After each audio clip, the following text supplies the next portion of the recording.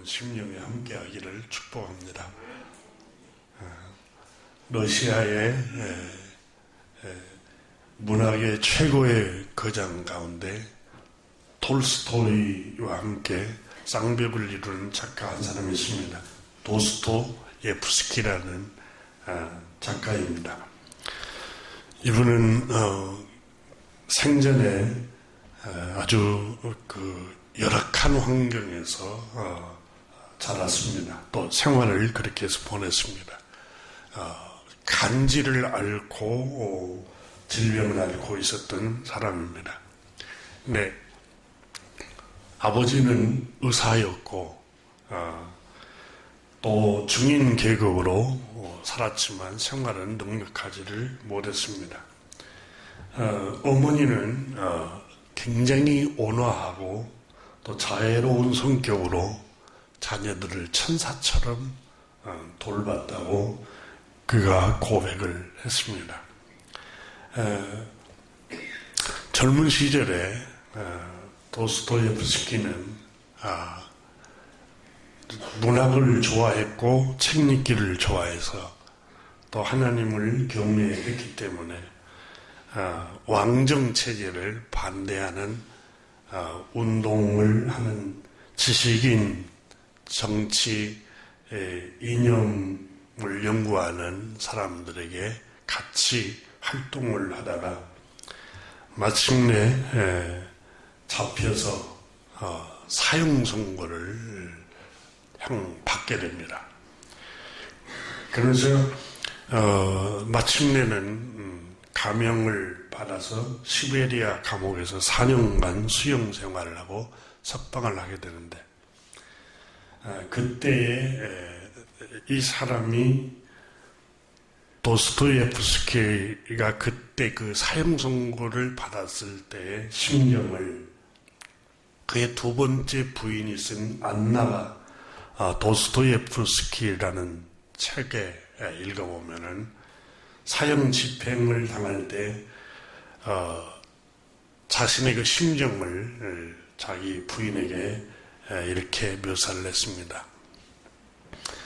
세면노프스키 광장에서 사형 선고를 받은 동지들 틈에 서서 형 집행을 준비하는 것을 보고 있었던 기억이 아직도 생생하오.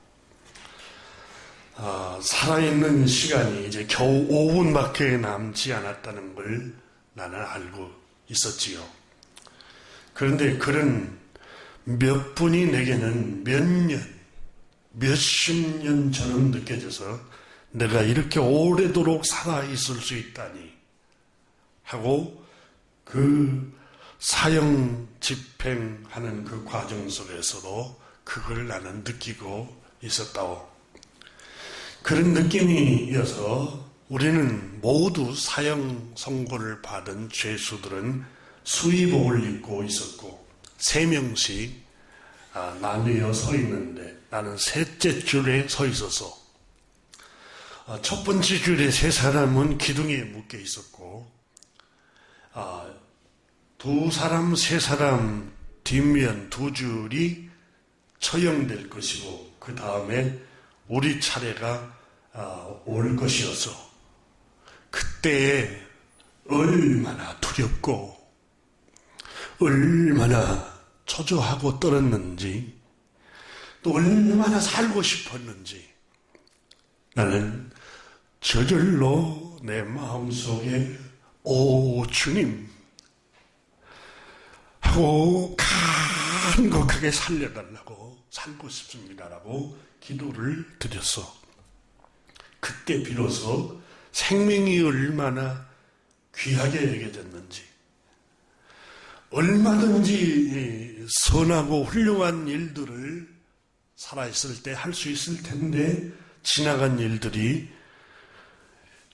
늘 좋았다고는 할 수 없었던 그 시간들이 모두 다 떠올랐어. 모든 것을 새로 경험하고 오래도록 살 수만 있었다면 하고 간절히 소원을 하나님께 드렸어. 그런데 갑자기 사형당할 집행 시간이 다가오는 그 순간에 집행정지 신호가 기적적으로 들어오는 것이 아니겠소? 나는 그때 세상이 천지가 개벽하는 것 같은 기쁨이 내 가슴에 벅차 올라 말로도 할 수 없는 기쁨으로 가득 찼었소. 난 4년 노역형을 선고받았지만 그렇게 내 인생에서 행복했던 날은 다시 없었을 것이요. 내가 수감된 독방을 왔다 갔다 하면서 나는 계속해서 큰 소리로 찬양을 불렀다오. 내게 다시 은혜로 주어진 생명, 그렇게 기쁠 수가 없었어. 이렇게 고백을 했습니다. 저는 그의 아내가 쓴 안나 도스토예프스키가 쓴 책을 읽으면서 인간이 살고 싶은 욕망이라는 게 얼마나 간절하고 강한가. 전도서를 성경에 보면은 하나님이 인간에게 영원을 사모하는 마음을 주셨다고 말씀합니다. 영원을 사모하는 마음. 목회를 하면서 어려운 일들이 수없이 제 마음 내면에 있어서 빨리 은퇴하는 시간이 오면 좋겠다라는 생각을 여러 번 한 적이 있었습니다. 그런데 이제 점점 이렇게 세월이 지나서 60이 돼가고 보니까 무슨 생각이 드냐면 인생이 이렇게 너무 짧고 허무하고 또 순식간에 지나간다는 걸 느껴지면서 저뿐만 아니라 선배인 우리 권사님들, 장로님들은 얼마나 더 심할까 이런 생각이 듭니다. 근데 영원히 살고 싶은 게 인간의 마음인데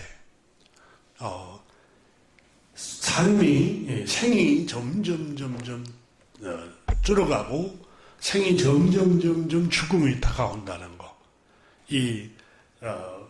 도스토예프스키 분이 고백한 것처럼 그토록 고통스럽고 그토록 괴롭고 불안했던 날들이 없었다는 거예요.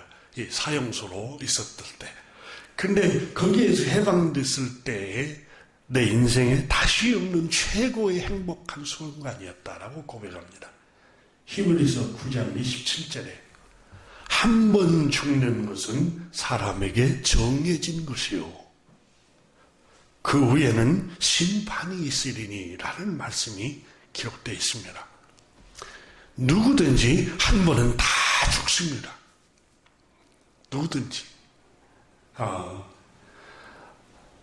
이 죽음이 사람을 두렵게 합니다. 그게 히브리서에 기록되고 있습니다. 히브리서에 사단은 죽음이라는 이 올무를 가지고 사람이 인생을 살아가는데 계속해서 두렵게 한다는 거예요. 계속해서 죽음이 찾아온다는 걸 사람들에게 인식시키면서 사람을 우울하게 하고 불안하게 하고 사람을 협박을 한다는 거예요. 그런데 이 협박과 불안과 우울감에서 이 죽음에서 우리를 구속하시기 위해서 이 고통과 신음에서 우리를 해방시키기 위해서 구원자를 하나님께서 보내주셨다는 겁니다. 그게 바울 선생이 오늘 본문에 고백한 우리가 소망하는 영원한 소망이 바로 이 구원의 소망입니다. 오늘 본문 말씀을 한번 성경을 보십시오. 22절에 보면은 피조물이 다 이같이 함께 탄식하며 함께 고통을 겪고 있는 것을 우리가 아느니라. 모든 피조물들이 다 고통을 느끼고 탄식을 하고 있다고 고백합니다. 23절에 어디 그뿐만 아니라 그뿐만 아니라 23절에 말씀합니다. 또한 우리가 누굽니까? 성령님을 받은 우리. 성령님을 우리 마음속에 받은 우리가 누굽니까? 성령님으로 말미암지 않고는 예수님을 주시라 고백할 수 없다고 고린도 전서 12장에 말씀했던 말씀과 같이 그리스도인들을 말합니다. 그러니까 모든 피조물도 슬픔과 탄식과 고통으로부터서 구원하실 하나님의 아들을 기다리고 있는 것처럼 그뿐만 아니라 피조물들 뿐만 아니라 또한 우리 곧 성령의 처음 읽은 열매를 바른 우리까지도 그리스도인들도 고통하며 탄식하면서 하나님의 아들을 기다리고 있습니다. 이게 23절, 24절에서 말씀합니다. 어떻게 해요? 양자 될 것, 곧 우리 몸의 속량을 기다리느니라. 우리 몸의 속량을 기다린다고 그랬습니다. 바울 선생은 우리 몸 안에 있는 영혼이, 우리 몸은 여러분, 이 바디라는 육체는 세포가 죽습니다. 노화가 진행이 돼서 젊음이 점점 사라집니다. 사람은 과학자들이 말하기를 25세 때부터서 사람은 노화가 시작된답니다. 늙어가는 거예요. 25세 때부터 늙어가는데 어디로 늙어가느냐? 죽음을 향해서 가는 거예요. 우리는 다. 우리 몸은 그래 점점 이제 중년이 되고 노년이 되면 아무리 피부가 고운 사람도 다 쭈글쭈글해집니다. 그래서 성경에 바울 선생은 우리의 겉사람은 후패해지나 그랬어요. 겉사람은 아무리 다듬고 아무리 성형을 하고 아무리 무슨 호르몬을 집어넣어도 필요 없어요. 우리 겉사람은 점점 후패해져 갑니다. 근데 우리 영혼은 똑같습니다. 어린아이처럼 청년처럼 똑같이 생각을 하고 똑같은 마음입니다. 근데 그래서 젊은이들이 속습니다. 종종 부모나 할머니, 할아버지 겉사람이 너무 쪼글쪼글 후패해지고 노화가 되니까 어리숙하게 보이니까 속도 어리숙하니 생각하는데 그렇지가 않습니다. 여러분하고 똑같이 뇌가 안 망가진 이상 총명합니다. 겉모습만 그렇게 보일 뿐이에요.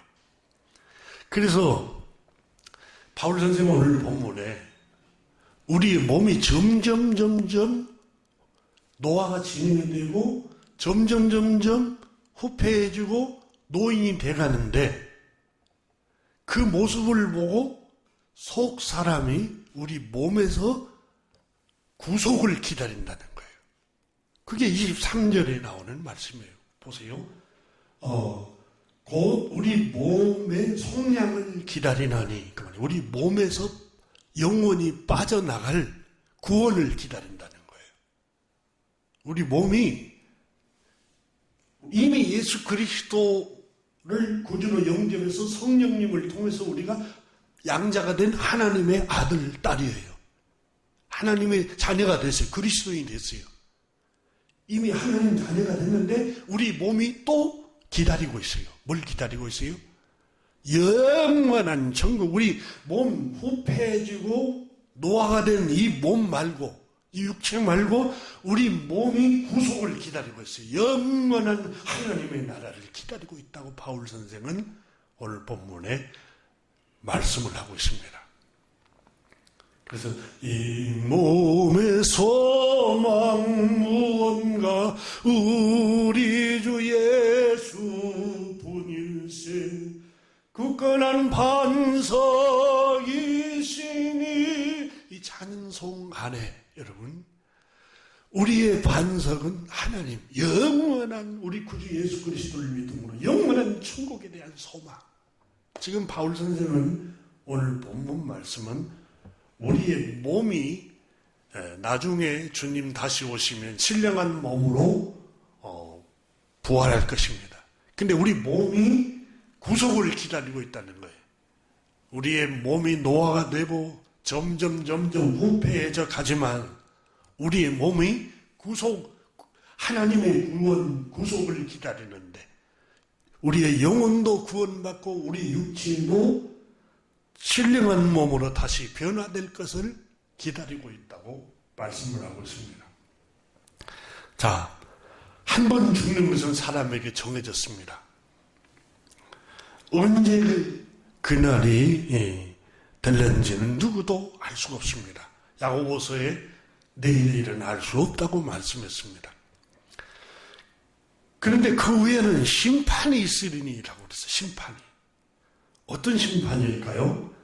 요한계시록 20장에 사도 요한이 심판받는 마지막 장면을 자기가 천국에 가서 경험했던 걸 기록합니다. patmos섬에서 천국을 경험했지 않습니까? 그때 요한계시록 20장 12절에 또 내가 보니 죽은 자들이 큰 자나 작은 자나 그 보좌 앞에 섰는데, 하나님 보좌 앞에 섰는데 책들이 펴있고 또 다른 책이 펴져 있으니 그 생명책이라. 죽은 자들이 자기 행위를 따라 책들에 기록된 대로 심판을 받으니 13절에 각 사람이 자기 행위대로 심판을 받고 14절에 사망과 음부도 불못에 던져지니 이것은 둘째 사망 곧 불못이라, 지옥이라고 말해요. 누구든지 생명책에 기록되지 못한 자는 불못에 던져지더라, 이렇게 기록하고 있습니다. 그런데 이 영원한 심판에 던져지는데 오늘 본문 로마서 8장 1절에 보면은 그러므로 이제 그리스도 예수 안에 있는 자에게는 결코 정죄함이 없나니, 심판이 없다는 거예요. 이는 왜냐하면, 2절에 이는이란 말은 왜냐하면 그 말입니다. 이유를 설명하는데 그리스도 예수 안에 있는 생명의 성령의 법이, 이거 법률적으로 써놨지만 그리스도 예수께서 죄와 저주와 사망에서 당신의 몸을 죄값으로 십자가에 피 흘려 대속의 제물로 내어주시고 너를 해방하였습니다. 구원하였습니다. 너를 구원하였기 때문에 그리스도 예수를 믿는 사람에게는 정죄함이 없다. 영원한 심판을 받지 않는다는 겁니다. 오늘 본문 말씀에 바울 선생은 모든 피조물들이 하나님의 아들들을 기다리고 있다고 말씀합니다. 어째서 모든 피조물들이 하나님의 아들을 기다리고 있을까요? 신음과 고통과 괴로움에서 구원해낼 구주를 기다리고 있다는 뜻입니다. 왜 그러면 사람이 살아가는 이 세상이 고통과 신음과 아픔과 슬픔의 세상이 되었습니까? 성경은 말씀합니다. 인류가, 우리의 조상이 하나님 앞에 범죄한 죄값으로 저주가 임했고 심판이 임했고 이 땅에 형벌이 임했다고 기록하고 있습니다. 로마서 1장에서 바울 선생은 18절에서 하나님의 진노가 불의로 진리를 막는 사람들의 모든 경건치 않음 때문에, 불의 때문에 하늘로부터 심판을 받게 되었다라고 기록을 합니다. 여기서 불의 때문에 하나님의 심판이 임했다. 그러면 불의가 뭔가? 아디코스라고 이 그리스 원문에 쓰이고 있는데 부정한, 사악한, 정의를 위반한, 배반하는, 거짓된이라는 뜻입니다. 여러분, 진리는 참된 정의를 말하는데 여기서 말하는 철학적인 정의를 의미하는 게 아닙니다. 하나님의 말씀이 정의입니다. 여기서 말씀하는 하나님의 말씀이 표준이고 정의입니다. 그러니까 하나님의 말씀을 어기고 위반한 게 부정이라는 의미로 쓰인 겁니다. 불의로 쓰인 겁니다. 불의로 진리이신 창조주 하나님의 말씀을 막는 모든 사람 때문에 하나님의 진노가 임했다. 이렇게 성경에 말씀하고 있습니다. 그러면 불의는 하나님의 정의를 위반한 상태를 말하는데, 창조주 하나님이 정의고 창조주 하나님이 진리입니다. 근데 그 말씀을 위반하고 그 말씀을 어긴 게 불의라고 성경사전은 말씀을 합니다. 그러면 불의가 구체적으로 뭘까요? 불의가 이미 우리가 계속해서 살폈습니다마는 로마서 1장 21절 이하에 불의의 근원, 불의의 본질을 말씀했습니다. 불의의 본질은 자기를 창조하신 창조주 하나님을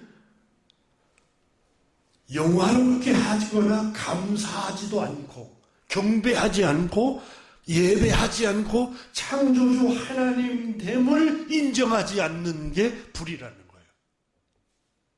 불의가 뭐냐?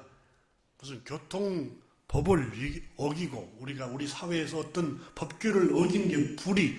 물론 사회 법으로는 그걸 불의라고 하지만 성경에서 말하는 이 불의는 진리이신 하나님, 창조주 하나님을 인정하지 않는 게, 그분을 예배하지 않고 그분을 영화롭게 하지 않고 그분께 감사하지 않는 것, 그분을 경배하지 않는 게 불의라는 거예요.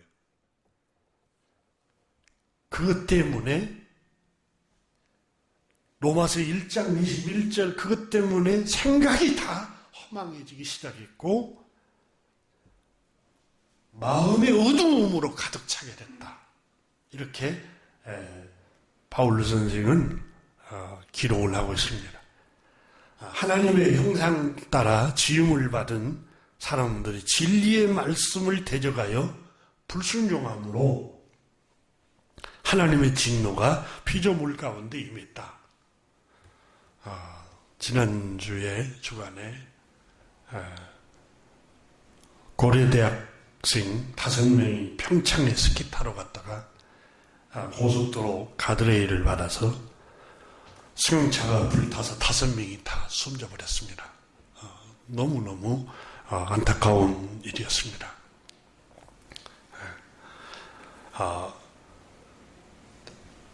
지난해 경찰청에서 발표하기를 우리나라에 교통사고로 목숨을 잃은 사람 수가 3,079명으로 발표를 했습니다. 여러분, 한 해 동안 3,000명 이상이 교통사고로 죽습니다. 저도 이걸 보면서, 이 기사를 보면서, 정말 차가 편리하지만 살인도구구나. 살인도구예요, 살인도구. 그러니까 다른 사람도 죽일 수도 있지만 내가 차를 몰고 가다가 언제든지 죽임을 당할 수도 있구나. 여러분, 미국이 총기 사고로 불안한 나라라고 하지만 우리나라는 총기 사고보다 더 위험한 나라입니다. 큰 총기가 바로 자동차입니다. 여러분, 편리하게만 느낄지 몰라도 어떻게 보면 죽음을 향하는 무기입니다. 우리가 편리하게 타고 다니지만. 근데 경찰청에서 교통사고 사망을 일으키는 원인을 이렇게 조사를 해보니까 첫 번째가 졸음운전이랍니다. 나는 졸음운전 안 하는데 상대방이 졸음운전을 하고 와서 이렇게 받아버리는 거예요. 언젠가 제가 저희 어머니 아버지 살아계실 때였던 것 같습니다. 부모님께 가는 길이었던지 내가 정확한 기억이 안 납니다만 그 경부고속도로를 타고 가고 있었던 것 같습니다.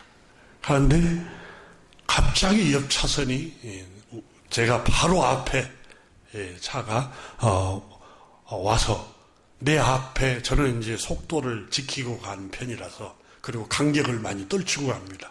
저는 왜냐하면 붙여서 가든 조금 떨어져서 가든 시간은 똑같거든요. 도착 시간이 거의. 그 운전하는 사람이 답답하니까 막 붙여서 가는 거지. 저는 붙여서 잘 안 가요. 근데 거기 제 차를 앞에를 가더만 바로 앞에서 중앙선 가드레일을 팍 치고 거기서 돌아버리는 거예요. 제가 만약에 속도를 강하게 갔으면 저도 죽었을 겁니다. 근데 멀리 떨어져서 가니까 눈으로 봤어요. 그걸 눈앞에서 제 아내랑 같이. 그래서 보면서 나만 잘한다고 해서 살 수가 없어요. 이런 운전할 때는 조심해야 됩니다. 정말 조심해야 돼요. 마냥 신나가지고 좋다고만 하지 말고 오늘 죽으러 갈 수도 있겠구나. 그런 생각도 하면서 운전을 해야 조심스럽습니다. 그래야 안전하게 운전을 할 수가 있는 거예요. 이렇게 두 번째가 주의 태만이랍니다. 핸드폰을 보든가. 여러분은 한 1분 몇 초 만에 핸드폰만 보면 몇 초 사이에 1분 사이 몇 초 사이에 100km 속도로 뒤차가 쫓아올 때 몇 초 사이에 바로 앞에 와 있어요. 그러니까 몇 초 사이에 뭘 주의를 내 시야를 다른 데 돌리면 그때 뭐가 와 있는 거예요. 갑자기. 그래서 운전을 하실 때는 거기에 집중을 겨우들 하시기 바랍니다. 너무너무 무섭습니다. 저는 운전 경력이 오래됐지만 무서운 것 같아요. 운전이. 이 교통사고 원인이 바로 주의 태만. 그러니까 교통사고 원인이 있듯이 여러분 원인 때문에 사람 생명이 죽잖아요. 한 해에 3,000명 이상이 여러분과 제가 포함이 안 되고 여기까지 온 게 하나님의 은혜예요. 정말 하나님의 은혜입니다, 여러분. 근데 세상에 왜 사망이 왔을까요? 죽음이. 신음과 고통과 슬픔과 저주가 온 원인이 있을 거 아닙니까? 교통사고 원인이 있듯이. 그건 바로 바울 선생이 로마서에 불의로 진리이신 하나님의 말씀을 대적했기 때문이다. 교통사고가 여러분 졸려서 사고를 내고 또 주의 태만으로 사고를 난 것처럼 우리가 하나님의 말씀인 진리이신 하나님을 대적했기 때문에 불의 때문에 사망이 오고 저주가 들어온 것이라는 거예요. 그러면 여러분 진리를 대적하는 게 뭡니까? 창조주 하나님을 경배하지 않는 거예요. 예배하지 않는 거예요. 헛된 신을 섬기고 허망한 생각이 들기 시작한 거예요. 이사야서 1장에 보면 하늘이여 들으라 땅이여 귀를 기울이라 여호와께서 말씀하시기를 내가 자식을 양육하였거늘 그들이 나를 거역하였도다. 소는 그 임자를 알고 나귀는 그 주인의 구유를 알건만은 이스라엘은 알지 못하고 나의 백성은 깨닫지 못하는도다. 그러니까 자기를 지으신 창조주 하나님이 누군가를 몰라요. 소는 그 임자를 알고 나귀는 그 주인을 아는데 인간은 자기를 지으신 창조주 하나님이 누군가를 알지 못하고 짐승을 숭배하고 나무를 깎아서 형상을 만들어서 그게 자기 주인이라고 섬기고 있고 슬프다 범죄한 나라요 허물진 백성의 행악의 종자요 행위가 부패한 자식이로다. 그들이 주님을 버렸으므로 이스라엘의 거룩하신 주님이 만홀히 여겨 멀리하고 물러갔도다. 너희가 어찌하여 매를 더 맞으려고 패역을 거듭하느냐. 온 머리는 병들었고 온 마음은 피곤하여 발바닥에서 머리까지 상한 것이 없이 상한 것과 터진 것과 새로 맞은 흔적뿐이거늘. 이렇게 탄식을 했습니다.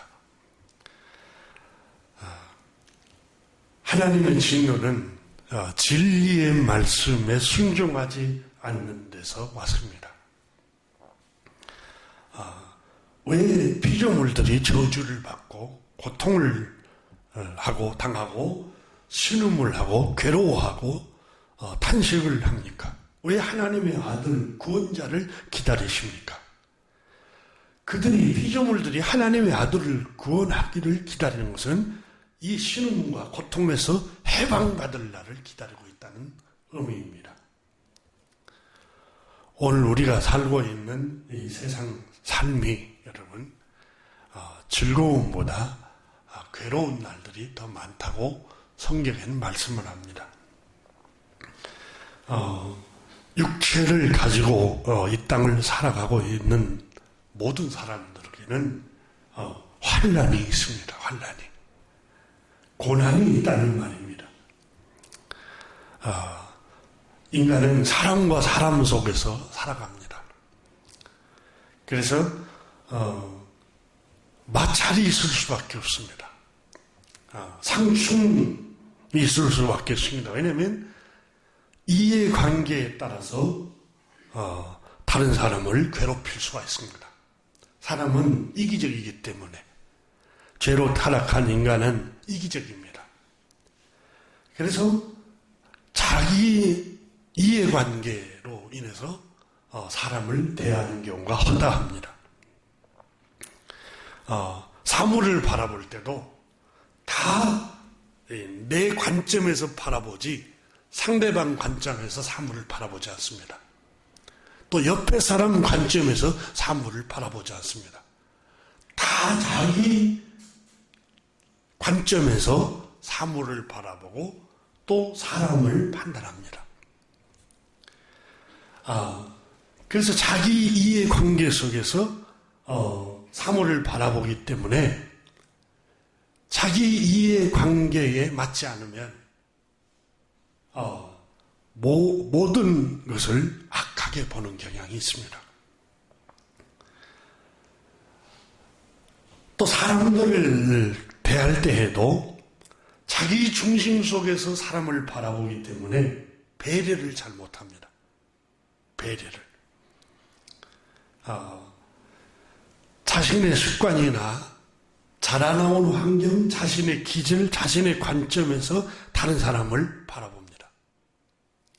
그래서 바라볼 때 마음에 안 듭니다. 이렇게 바라보면. 자기 관점, 자기 사고, 자기 이 생각, 자기 감정에서 사람을 바라고 사물을 바라보기 때문에 그 사람을 이해하려고 하지 않습니다. 그래서 내 생각에 맞지 않으면 틀린 거예요. 상대방이. 배려할 줄도 몰라요. 상대방이 환경이 저런 환경 속에서 자랐구나. 그럴 수밖에 없었겠구나. 이러면은 여러분 배려하잖아요. 근데 내 관점에서 상대방을 바라보니까 저 사람은 왜 이러지? 내 남편 왜 저래? 내 아내 왜 저래? 직장 동료 왜 그런가 모르겠어?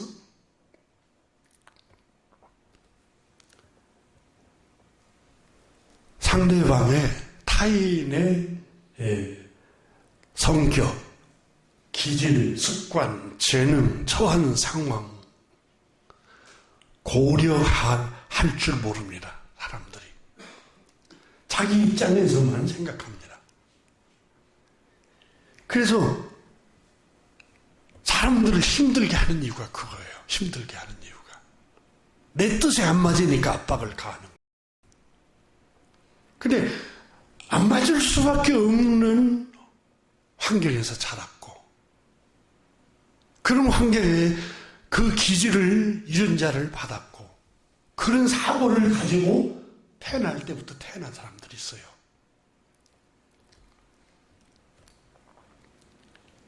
여러분, 운전 얘기 아까 나왔지만 왜 졸음 운전하지, 저 사람? 우리는 모르잖아요. 게을러서 저래. 아니죠, 여러분. 피치 못할 사정이 집 안에 밤을 새워서 간호해야 할 환자가 있어서 밤을 새워서 잠을 못 자고 운전할 수도 있고, 저 사람은 왜 난폭하게 운전해? 부부싸움에서 화가 가라앉지 않아서 화를 모으기 위해서 운전대를 잡고 와서 막 무섭게 운전한 사람도 있을 거고, 술을 먹고 중추신경이 마비돼서 판단력이 흐려서 운전하는 사람도 있을 거고, 저 사람은 왜 저래? 같이 해버릴까? 그러면 안 됩니다. 다 환경이, 처한 상황과 환경이 지금 그 사람만이 처해 있는 환경이 있어요. 이게 인간을 이해하는 게 주님의 마음인데, 여러분, 가늠하다 현장에 잡힌 여자를 돌로 다쳐 죽여야 된다고 하잖아요. 예수님께서는 그 여자에게 너희 중에 죄 없는 자가 돌을 던지라 그랬죠. 그 여인의 피치 못할 사정을 넌 알고 있겠니? 성추행을 당했는지, 성폭행을 당했는지, 위협을 당했는지, 그 상황을 네가 알고 있니? 그 질문도 그 안에 들어있어요. 결과만 보고 정죄하면 안 됩니다. 결과만 보고.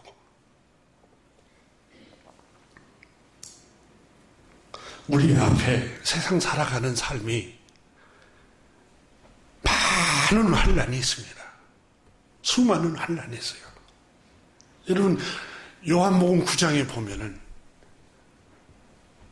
어떤 아버지에게 어떤 아들이 한 사람이 있었어요. 근데 그 아들이 소경이에요. 앞을 못 봐요. 그 예수님을 따르는 제자들, 예수님을 믿고 따르고 예수님께 순종하는 제자들이 뭐라고 질문한 줄 아세요?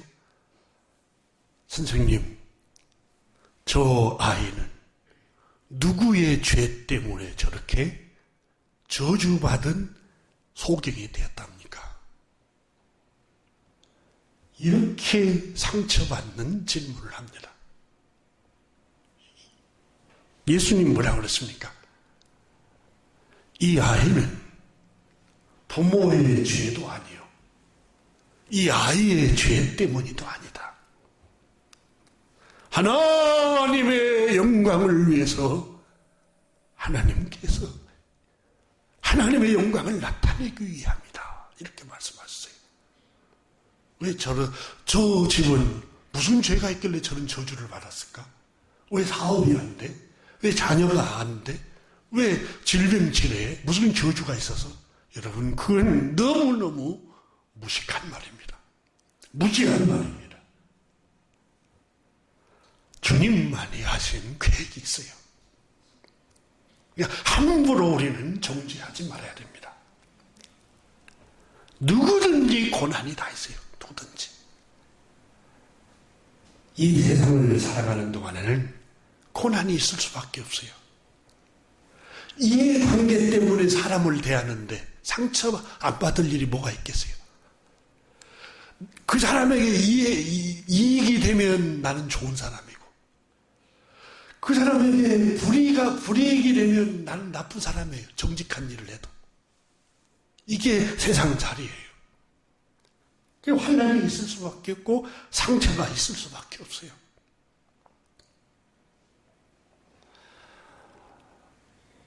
인간관계뿐만이 아니죠. 여러분, 직장생활이 얼마나 힘듭니까? 노동을 하는 일이 얼마나 힘들어요. 특히 택배 기사를 하는 분들, 과로로 많이 죽는 경우들도 많다고 그러잖아요. 얼마나 힘들게 땀 흘리고 노동을 하면서 살아갑니까? 노동뿐만이 아닙니다, 여러분. 자녀들을 양육하는 게 얼마나 힘들고 또 고통스러운 일입니까? 즐겁고 행복하기도 하지만 자녀를 돌보고 양육하고 가르친다는 게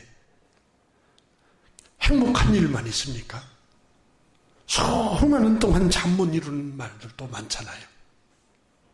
애간장을 먹일 때도 많고 가슴이 졸이고 잠 못 잘 때도 많고 자녀를 다 양육하고 나면 시집가고 장가갈 나이가 되면 걱정이 없어집니까? 좋은 배필을 만났다고 걱정이 없어집니까? 잘 살아야 할 텐데 행복해야 할 텐데 인간은 욕망이나 야망, 욕심이라는 게 있기 때문에 너무 욕심을 품지 않아야 할 텐데 너무 욕망을 품어서 가정 넘어서 외도하면 어떡하지? 가정에 충실해야 할 텐데 부모 마음입니다. 부모 마음. 자녀를 다 양육해놓고 시집장가 보내놓고 오면은 이제 걱정이 없어집니까? 점점 노화가 진행이 돼서 몸이 아픈 데가 많아요. 여기 아픈 데가 많아서 서러워요. 슬픔이 찾아옵니다. 건강이 옛날 같지가 않아요.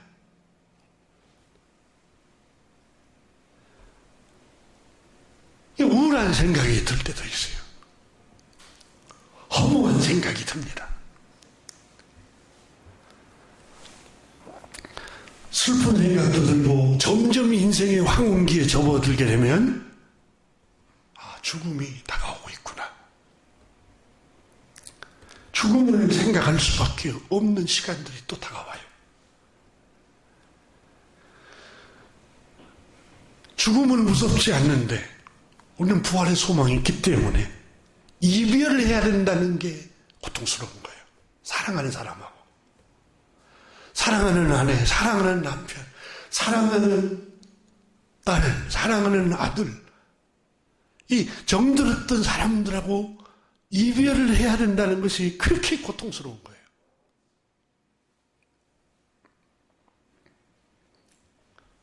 우리가 살고 있는 이 세상이 이와 같습니다.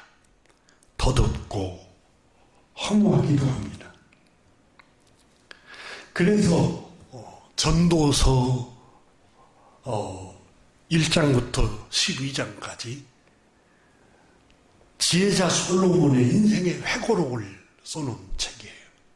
인생을 다 살고 경험해놓고 써놓은 책 중에 지혜자 솔로몬은 역대 열왕 가운데 나는 최고의 부자였고 최고 지혜를 가진 지식을 가진 왕이었고 주변 국가에서 금을 조공으로 바쳐서 금이 그 궁궐 안에 가득 차 있었어요. 근데 그가 인생이 무엇인가? 인생이란 괴로움과 슬픔과 수고뿐입니다. 이렇게 전도서의 결론을 내놨어요. 괴로움과 슬픔과 수고뿐입니다. 너무너무 헛되고 바람을 잡으려는 것처럼 모든 수고가 헛됩니다. 권력을 잡는 것도 헛되고 자기가 최고의 권력을 잡았잖아요.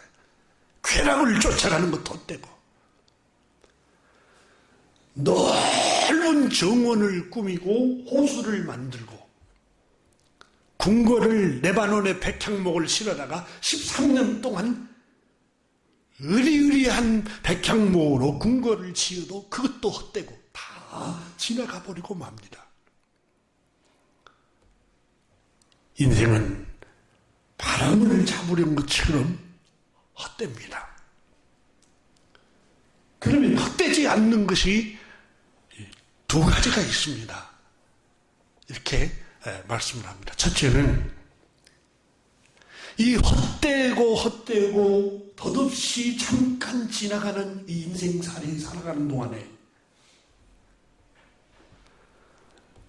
즐겁게 살아가십시오. 그게 첫 번째 헛되지 않는 삶입니다.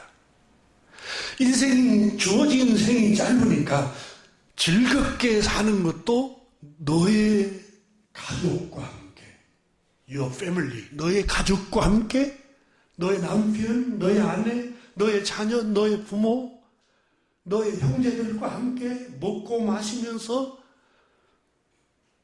노동을 한 보람을 가지고 즐겁게 살아가십시오. 금방 인생 지나갑니다. 이게 첫 번째 요지입니다, 여러분. 즐거워하세요. 다 가족들과 함께 즐거운 시간을 보내세요. 즐거운 시간. 명절 때만 만나지 말고 자녀와 부모 관계. 만날 수만 있으면 또 만나세요. 만날 수만 있습니다. 제가 저희 며느리한테 주일마다 교회 와느라 내가 무조건 아빠가 밥을 사주마. 못 사주면 집에 와서 밥을, 저희 아내가 파스타를 하든 밥을 하든 주일마다 밥을. 이게 너 시집 장가 갔으니까 며느리가 당연히 해야지. 그거 없어요. 그냥 왔니 하고. 얼마나 즐거운 일이에요, 여러분. 주일마다 한 번씩 본다는 게 얼마나 즐거워. 볼 수만 있으면 나는 돈을 주고라도 자녀 보고 물건, 음식을 사다가 주면서도 그게 즐거움이잖아요. 인생은 금방 지나가기 때문에 솔로몬이 하는 얘기예요. 지혜자 솔로몬이. 또 하나 헛되지 않는 게, 이것보다 더 중요한 것은 너의 평생에 하나님을 경외해라. 그분은 심판의 주님이시다. 인생을 다 산 후에 우리는 하나님 앞에 심판을 받아야 하므로 하나님을 경외하면서 살아가거라. 이게 두 가지 인생을 살아가는데 행복이라고 말씀합니다. 여러분, 우리가 큰 대궐 같은 집을 짓지 않아도 괜찮고 정원을 꾸미는 집이 없어도 괜찮아요. 여러분 가족들과 여러분 아들, 딸, 부모님 함께 오손도손 음식을 나누면서 즐거운 시간을 가질 수만 있으면 토요일, 주일, 휴일 때 만나서 여러분 그 시간을 보내세요. 그리고 하나님을 경외하는 마음으로 일생 살아가십시오.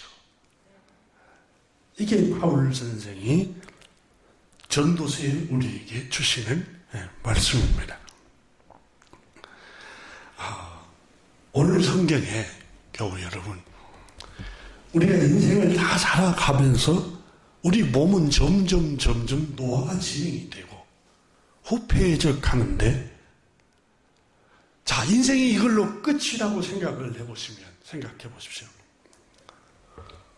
얼마나 인생이 허무합니까? 그리고 삶이 두렵습니다. 세상에서 가장 슬픈 게 소망이 없는 것처럼 슬픈 게 없습니다. 소망이. 바울 선생은 고린도전서 15장에서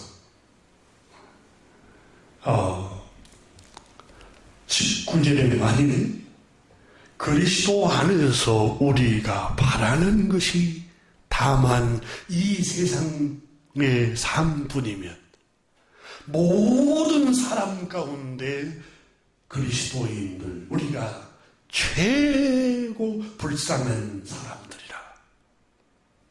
여러분, 만일 그리스도 안에서 우리가 바라는 것이 다만 이 세상의 삶뿐이면, 우리의 소망이 이 세상이 전부라면 가장 불쌍한 게 그리스도인이라는 거예요. 바울 선생은 우리는 영원한 소망을 기다리고 있습니다. 베드로 사도도 겨우 여러분, 예수님을 구주로 믿는 겨우 여러분, 신자 여러분, 우리는 더럽혀지지 않고 쇠하지 않고 변하지 않고 썩지 아니하는 영원한 산 소망이 기다리고 있습니다. 그 산 소망이 바로 하나님의 나라입니다. 하나님 나라. 여러분, 하나님 나라에 대한 소망이 없으면 인생이 너무너무 허무합니다. 절망적입니다.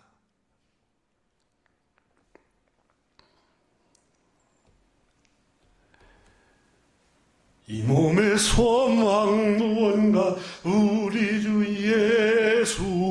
예수뿐일세. 여러분, 소망이 없는 것처럼 불쌍한 게 없어요. 소망이 없는 거.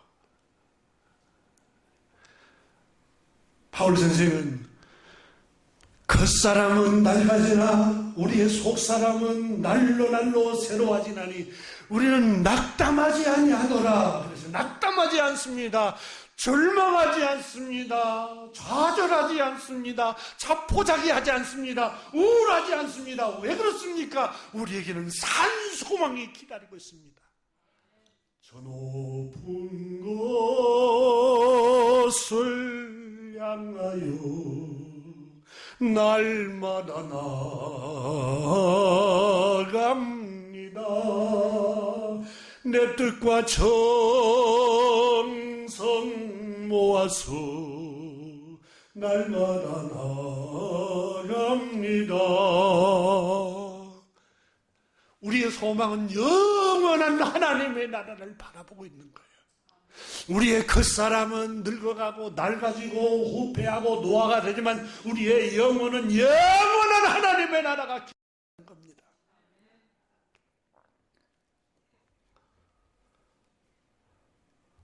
주님께서 마태복음 10장 28절에 우리 주님께서 몸은 죽여도 영혼은 능히 죽이지 못하는 자들을 두려워하지 말고, 몸은 죽여도, 우리 육체는 죽여도 영혼을 죽이지 못하는 사람들을 두려워하지 말고 오직 몸과 영혼을 능히 지옥에 멸할 자를 두려워해라. 우리의 영혼은 불멸합니다. 물론 헬라 철학에서도 그걸 이야기하고 있습니다만 우리 기독교에서도 여러분, 우리 영혼은 우리 주님이 친히 오셔서 몸은 죽일 수 있어요. 몸은 우리가 여러분 교통사고로 사망에 이를 수 있어요. 우리의 몸은 점점 노화가 진행할 수 있어요. 우리의 몸은 병들고 다시 일어나지 못할 수도 있어요. 그러나 우리의 영혼은 불멸합니다. 예수님이 말씀하셨어요. 우리의 영혼은 능히 죽이지 못할 자를 두려워하지 말아라. 누가복음 12장 20절에는 너무너무 큰 부자 한 사람이 소출이 많아서 내 영혼아, 너무너무 사업이 잘 되고 농사가 잘 됐으니 창고에 곳간에 모아들여서 올해 쓸 것, 내년 쓸 것, 10년 후에 쓸 것 다 정해놓자, 모아놓자. 그때 주님께서, 하나님이 누가복음 12장 20절에 하나님이 이르시되 어리석은 자야 오늘 밤 내 영혼을 도로 찾으리니. 그래서 영혼을 도로 찾으리니. 영혼을 불러가 버리면 우리 육체는 사망입니다. 영혼은 불멸합니다. 영혼은.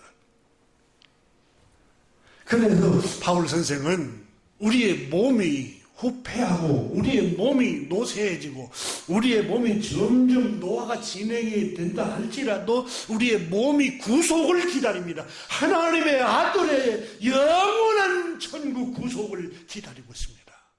오늘 본문 로마서 8장 23절에서 말씀하고 있는 거예요. 피조물이, 자, 우리 그뿐 아니라 우리 또한 우리 곧 성령 처음 익은 열매를 받은 우리까지 속으로 탄식하여 양자될 것을 우리 몸의 속량을 기다리느니라. 영원한 우리의 영혼이 우리 몸에서 영혼과 우리의 육체가 분리될 때 우리 영혼이 하나님 나라의 구속을 기다리고 있다고 말씀하고 있습니다. 여러분 같이 누가복음 23장 46절을 한번 열어보십시오.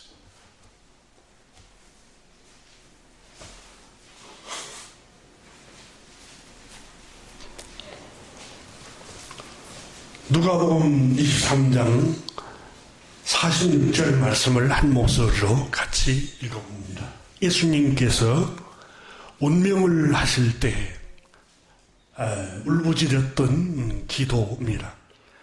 예수께서 시작, 예수께서 큰 소리로 불러 이르시되 아버지 내 영혼을 아버지 손에 부탁하나이다 하고 이 말씀을 하신 후 숨지시니라.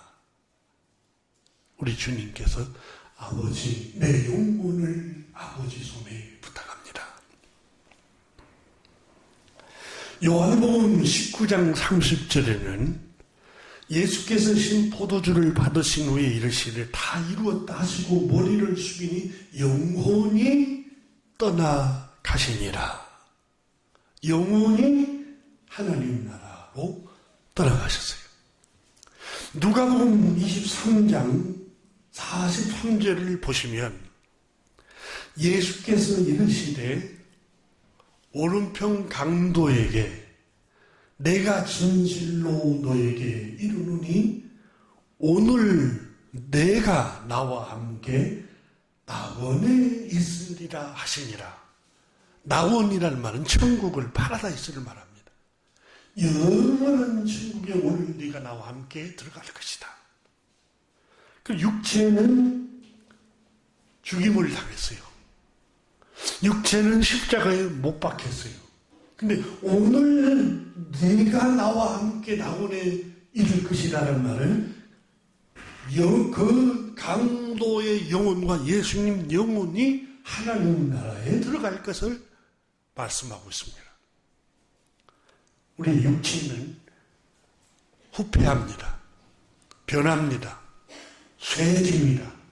낡아집니다. 그러나 바울 선생은 낙담하지 아니하노니 겉사람은 후패하나 우리 속사람은 영원한 날로 소망이 넘치는도다. 영원한 천국에 대한 소망입니다.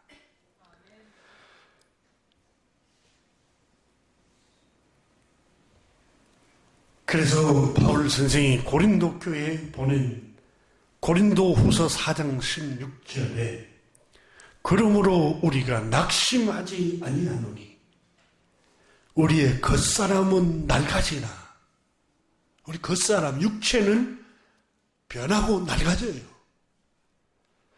우리의 속사람, 우리의 영혼은 날로 새로워지는다. 소망이 넘치는도다. 그 말 소망이 넘쳐요. 천국에 대한 소망. 그것은 슬픔이 없고 아픈 것이 없고 그것은 고통하는 것이 없고 그것은 이별이 없는 것입니다.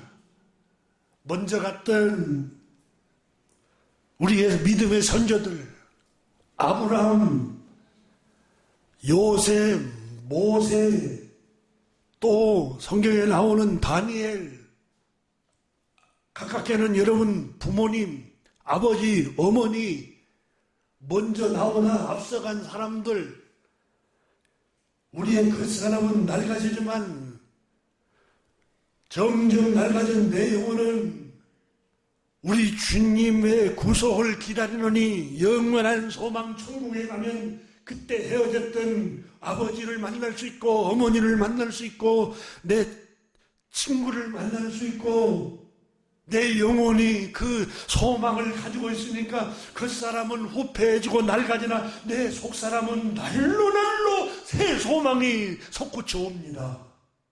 왜냐하면 영원한 구속이 기다리고 있기 때문입니다. 베드로전서 1장에 사도 베드로도 우리 주 예수 그리스도 아버지 하나님을 찬송하려다. 그의 많으신 긍휼대로 예수 그리스도를 죽은 자 가운데서 부활하게 하심으로 말미암아 우리를 거듭나게 하사 산 소망이 있게 하시며 살아있는 소망을 주셨습니다. 그 말입니다. 살아있는 소망, 썩지 않는 소망, 더럽혀지지 않는 소망, 쇠하지 아니하는 소망, 녹슬어버리거나 변하지 않는 소망, 곧 너희를 위하여 하늘에 간직한 곳이라. 천국의 소망입니다.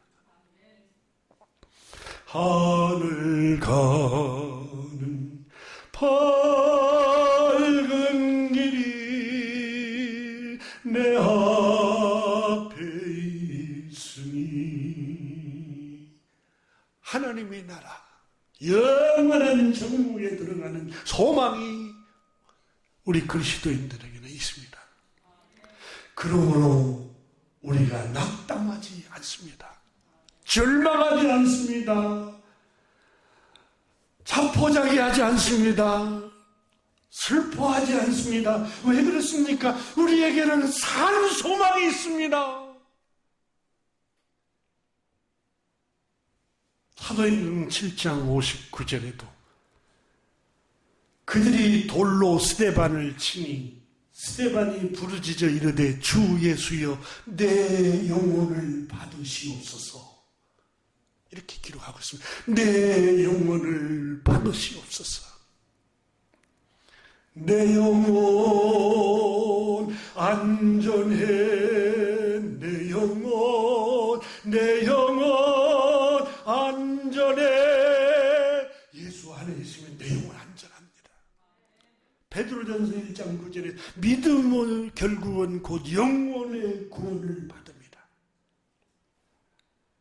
교우 여러분, 그리스도께서 다시 재림하실 때 우리의 죽은 육체도 신령한 몸으로 부활할 것입니다. 그럼 우리 육체가 죽고 우리 영혼이 분리돼서 우리 영혼은 영원한 천국에 들어갈 것입니다.